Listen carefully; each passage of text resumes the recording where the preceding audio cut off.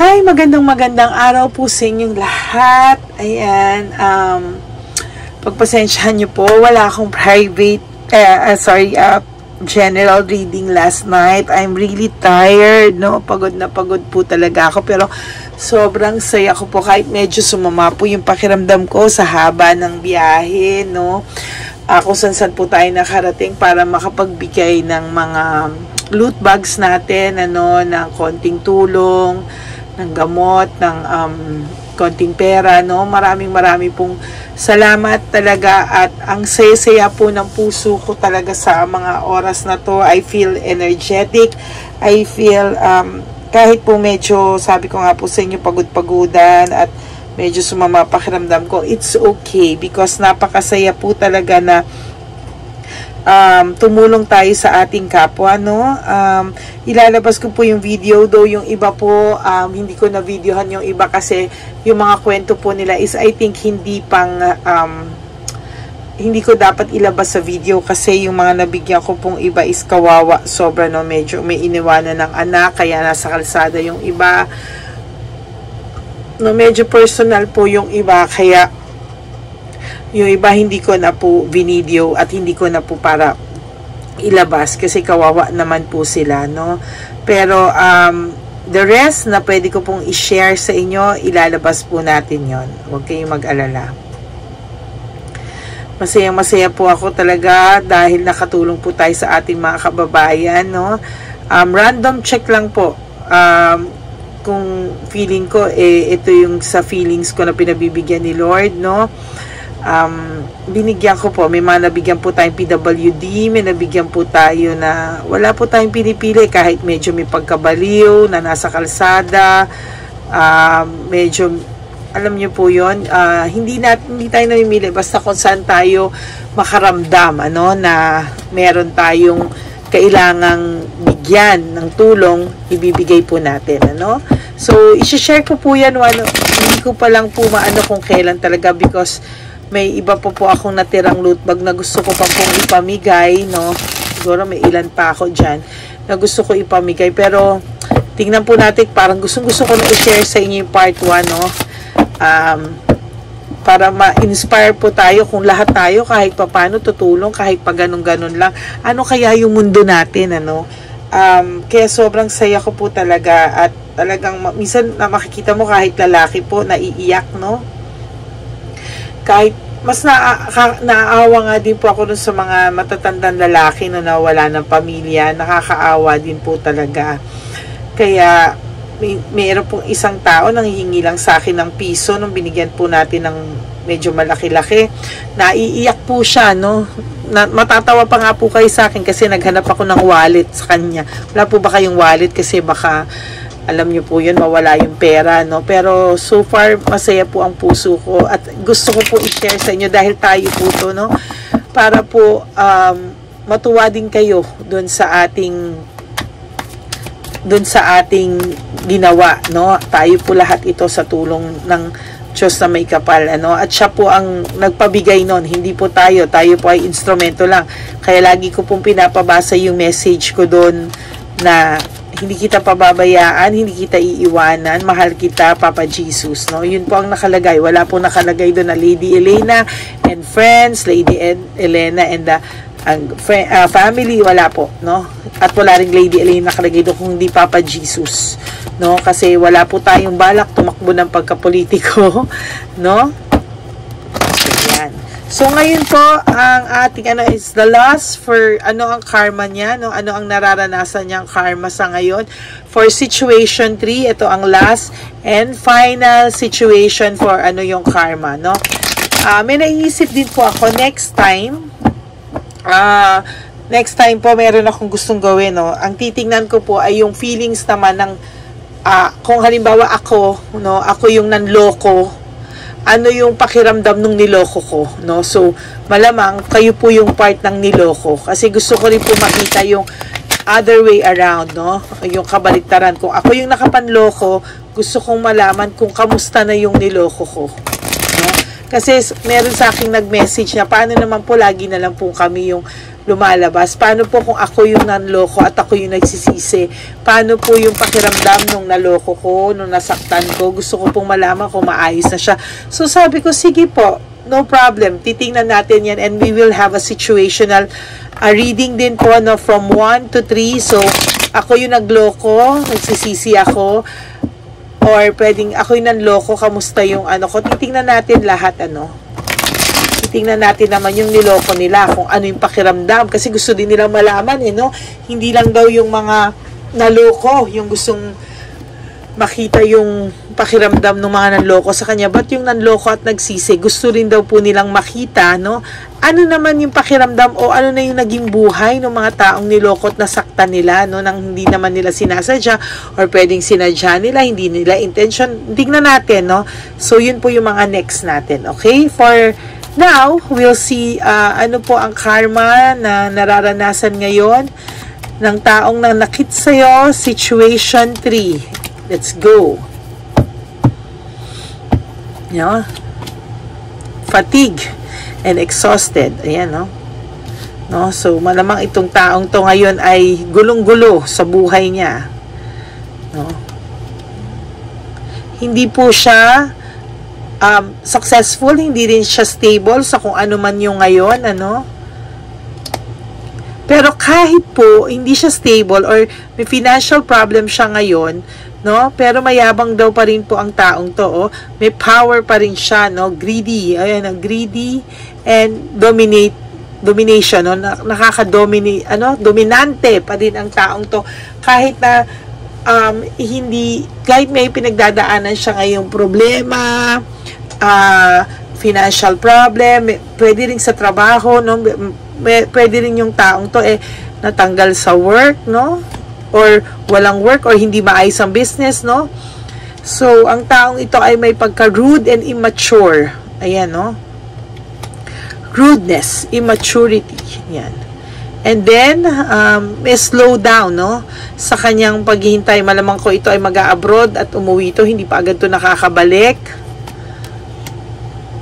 Iniwanan ka talaga nito. Ikaw ay ginosting nito or ikaw yung niloko nito or naghiwalay kayo pero ikaw pa rin ang sinisi, no?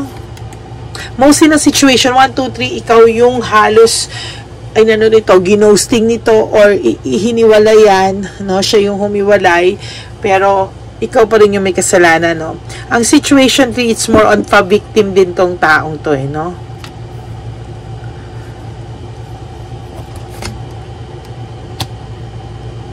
Ayaw na ayaw po ng taong tong makitang successful ka, naka-move on ka, no? Ayaw na ayaw niya, no? He is secretly hoping na kung siya ay lost, no? Ikaw din, lost ka pa din, ano? Hindi ka pwedeng, kumbaga kung siya ay, I'm looking for the right words. Kung siya ay, gulong-gulo kasi siya, no? Kung siya ay, teka lang, nawawala. Gusto niya rin nawawala ka pa. Parang hindi ka, kung siya ay aligaga, oh my God, hindi ko makuha yung right words na gusto sa aking ipalabas ng energy. Kung siya ay lost, ano nga, lost, parang kung siya ay lost, gusto niya, ganun ka pa rin, ano. Tensyonado tong taong to, no? Tensyonado siya sa mga oras na to. Kung sira pa yung buhay niya, kung magulong-magulo yung buhay niya, gusto niya magulong-magulo din ang buhay mo. Oh my God, he's so selfish. Ayun, nakakaranas siya ng paghihirap, no? So, for situation 3, ang nakikita ko dito ay situation 3, naghihirap ang kanyang buhay, at the same time, naghihirap din yung isip at kalooban niya. Pero mayabang pa rin to, kahit naghihirap siya. Wait, Situation 3 is more on, naghihirap. No, naghihirap. Hirap siya sa lahat ngayon. Yun na lang. Kasi tagang in general, no? Hirap siya sa lahat ngayon. Yan. It says everything, no? Kaya kung kita nyo po, hindi yan scripted kasi talagang pinag-iisipan ko po yan based sa energy, no? So, hirap po siya ngayon, ano? Emotionally, physically, mentally, financially, hirap po talaga siya sa mga oras ngayon, ano? Okay. Habang ikaw naman po, unti-unti nakaka-adjust ka na, no? Ayan, no? For some of you, ayaw mo na po itong taong to. Pero, hindi pa rin po siya mawala sa isipan mo, no? Kasi nga, mini-mental telepathy kayo ng mga tao nyo. Ay! Niloko-loko mo, tapos imi-mental telepathy mo, tapos makikichismis ka sa mga kaibigan mo, no? Kaibigan na mutual friends nyo, kung kamusta ka ba. Kinakamusta ka po ng taong to be honest with you, no? Akala mo po walang-wala ng pakialam sa itong taong to, pero sa totoo lang, ayan, no? Problema po siya sa financial. Sabi niya, nung time daw na magkasama kayo, magaan daw ang buhay niya, tinutulungan mo daw siya, lahat ng problema niya maayos. Ngayon, gulong-gulo siya, no? Malamang ang trabahong, ang taong to ay sa pera na mumblema ngayon, no? At naiisip ka niya because nung time niyo wala kayong problema sa pera, no? Distracted ang taong to. Ayan, lack of resources. Talagang may problema sa pera to. Distraction, lack of resources. Grabe ang tinulong mo din po sa taong to. Or, pwedeng for some of you na hindi tumulong financially, binudget nyo mabuti yung meron kayo. Okay? Binudget nyo mabuti yung meron kayo.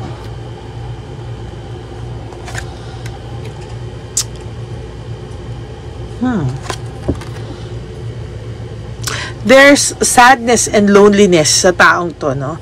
Security na, wala yung security niya, oh. Kasi talagang hindi na siya secure, no? Alam mo, kailangan mag-budget nito or kailangan na nitong magbanat ng buto.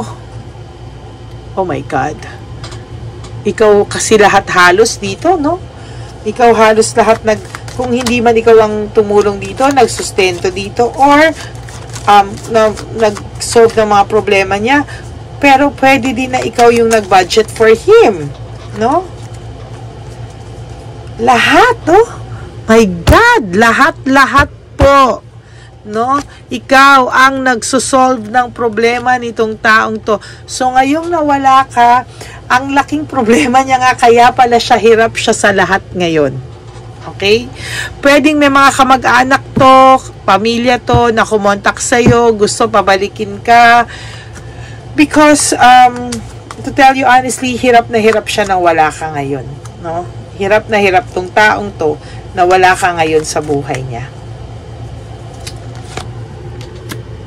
Nag-try siyang maghanap, no?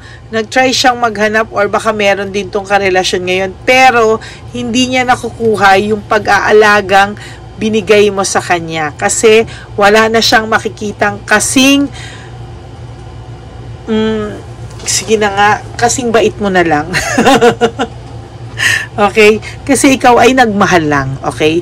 Nagmahal ka lang talaga. Okay? Hindi naman katangahan ang magmahal eh. Ang katangahan, yung kinalimutan mo, yung sarili mo, no? Para sa taong mahal mo, no?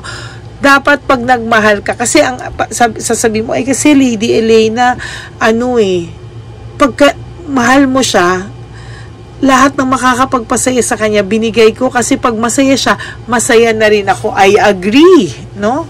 Totoo yun. Pero along the way, ikaw naman yung nagsuffer, no? Lahat binigay mo sa taong to, actually. Sinunod mo lang naman daw ang puso mo. Nagmahal ka lang naman daw talaga. Yes, pero nagmahal ka, kinalimutan mong mahalin ang sarili mo, kapatid. Ha? Nakalimutan mong mahalin ang sarili mo. Tapos ngayon na naghiwalay kayo, itong taong to, walang utang na loob to, no? Walang utang na loob to. Ikaw pa yung may kasalanan sa paghihiwalay nyo, no? Ikaw pa yung sinisi na pinapabayaan mo siya at pinabayaan mo siya at iniwanan mo siya sa ere. Pero siya yung nagloko, no?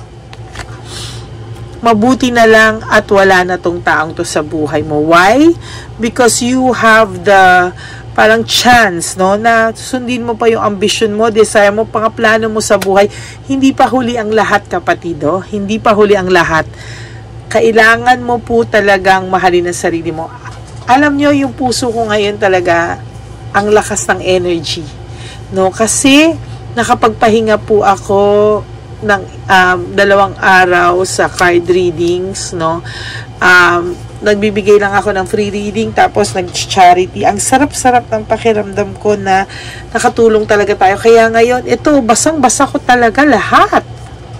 Oh, sobrang basang-basa ko, no? Nababasa ko naman din kahit everyday ako may card reading, ganyan. Kaya lang, itong iba yung bugso ng energy ko talaga, oh. Iba, no? May reward na nag-aantay sa'yo, no? Wag kang mag-alala, no? This is not yet the end, no? Buti nga na end na to ngayon, kasi imaginein mo, kung hindi to na end, 10 years from now, gusto mo ba ganito pa rin ang buhay mo? Tapos sasaktan ka niya kung kailang wala ka ng pag-asang magbago at magplano para sa sarili mo, no? Or magmahal ng bagong tao na you really deserve, no? Kasi itong taong to, ikaw pa ang sinisi ko, kinikilabutan ako sa kanya. Ikaw pa talaga may kasalanan ng paghihiwalay nyo, ha? Tapos ngayon, no, nalulungkot siya. Parang gusto niyang magparamdam sa'yo, gusto niyang pagsisihan mo, no? Ikaw pa yung magsisi na wala na kayo, o it's the other way around. Baka ikaw pa yung gusto niyang malungkot na wala na kayo. Diyos ko Lord, no? Diyos ko Lord talaga siya, no? Ayan, no? Gusto niya pang ikaw ang magsisi, no? No? Na iniwanan mo daw siya sa ere, no? Hindi mo pa daw siya pinaglaban. Oh my God. Sudden shock, no? Financial loss. Ayan ang mga nangyari sa kanya. Nagulat siya. There's financial loss, oh, sa buhay niya ngayon. Sudden shock kasi parang feeling niya tumatanggi ka na rin, or iblinak mo na rin ba tong taong to, or umiwas ka na rin ba sa taong to? Ayan, may sudden shock siya. Bakit nakakaya mo nang gawin to lahat, na umiwas, na alam mo yon? Ayan, no? Financial loss. Sobra, no? Tapos, nung naghiwalay kayo, siya na yung nanloko, or kaya siya may kasalanan, ikaw pa yung sinisisi niya. My gosh. No? Ikaw pa yung bigla niyang sinisisi. Nakesyo, ikaw pa yung lumabas na may kasalanan, ugali mo kung bakit kayo nagkahiwalay, yo. May mga ganito talagang tao, eh. Medyo makakapal. No? Medyo makakapal talaga.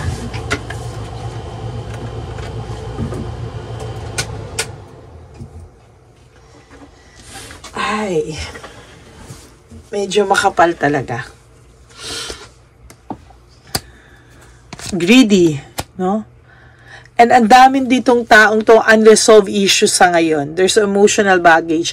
Baka nung iniwanan mo to, ang dami nitong hindi nabayaran, na wala talaga siyang pera ngayon, no? Hirap talaga siya sa lahat sa ngayon. No? Hirap na hirap siya talaga.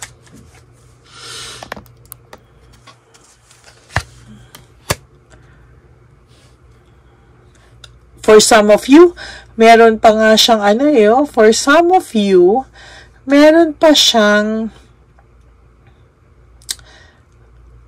binubuhay.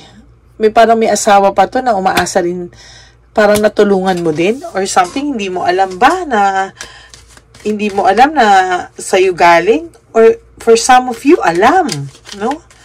Tumutulong din sa mga anak, no? Hanggang sa dulo ng barangay tinulungan mo, no? Kung nandito ka lang sa tabi ko ngayon, kinurot-kurot kita, no? Hanggang sa kamag-anakan ng kamag-anakan niya, kung kaya mo, gagawin mo talaga at ginawa mo, no? Grabe. Kaya ngayon, ayan, no, nung umalis siya, leaving home, moving forward, hindi mo talaga siya makamove forward. Kahit pa sabi mo may relasyon to ngayon, sasabihin niya sa'yo masaya siya sa karelasyon niya ngayon, sa pinili niya ngayon, in love siya, Or masaya sila? No, no, no, no, no, no, no, no. Wag ako. No? Wag ako. Hindi talaga. Hindi siya masaya sa karelasyon niya ngayon. Hindi siya masaya. Kaya wag siyang, wag niya tayong lokohin because hindi siya masaya. No?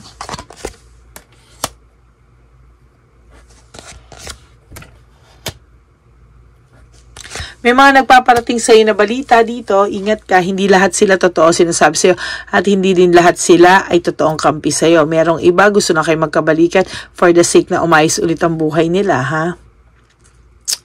Ingat ka dito. There's mental energy, naiisip mo taong to araw-araw kahit sabi mo nag-move on ka na, kahit sa isip mo ayaw mo na, no, pagod ka na sa sitwasyon, pero bakit lagi mo siya naiisip? Kasi naiisip ka niya, baka nga hindi lang siya, baka buong pamilya at kamag-anakan ito, naiisip ka, no? So kapatid, ano? Anong kailangan mong gawin? Ha? Ang kailangan mong gawin ay yan o, empath ka daw oh. Kumbaga, lahat tinitingnan mo, no? Na baka nga sabi mo nung una, baka nga ikaw ang may kasalanan.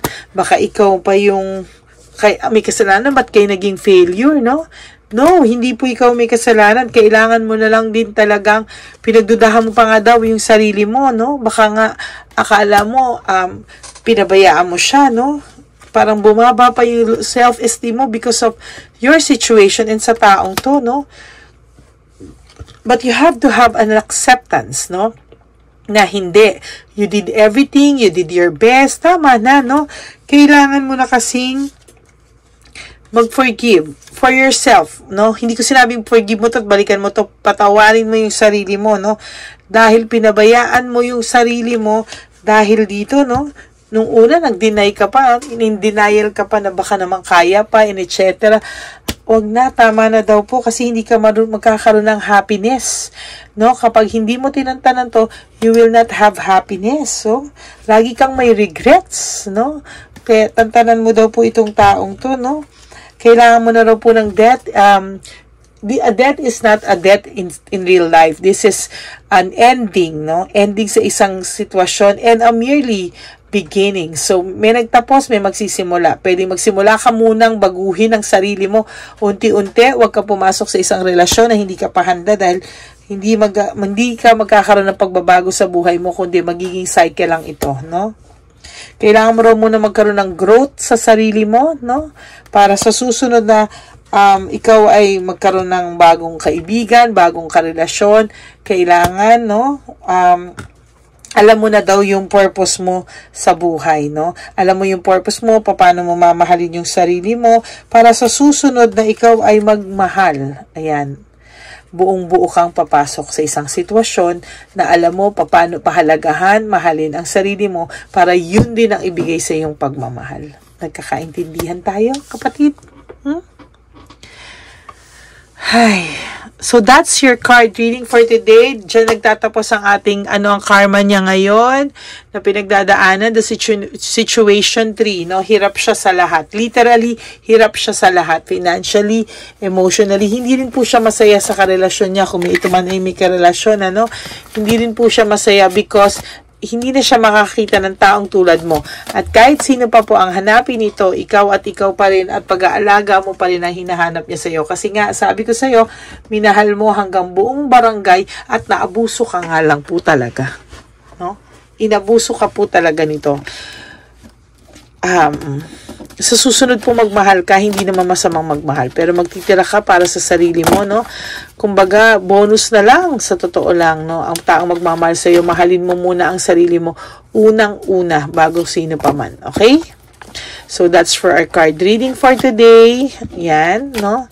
Ang situation 3. So, sa next time po, yung promise ko sa inyo, yung ako yung nagloko, nagsisisi na ako, kamusta kaya siya?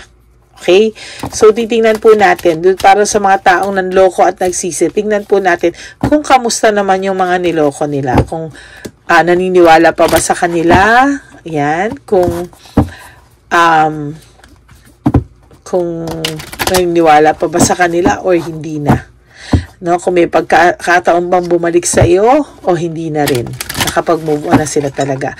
We'll see, no? Tingnan natin yan, okay? So, for now, yan muna po ang ating card reading. Thank you so much. And, hi, please pray for me also, no? Please pray for my health every day. Pray niyo po ako, no? Para lahat po tayo ay healthy, kahit sa ang anggulo ng buhay. Okay? And may God bless you all, my Lady Elena's family. I love you all my subscribers. Mahal na mahal ko po kayo at huwag po kayong magsasawa na manood ng ating mga free readings because ginagawa ko po to para sa inyong lahat. Okay? And thank you very much and may God bless us today. And I love you and thank you. Take care everyone. Bye!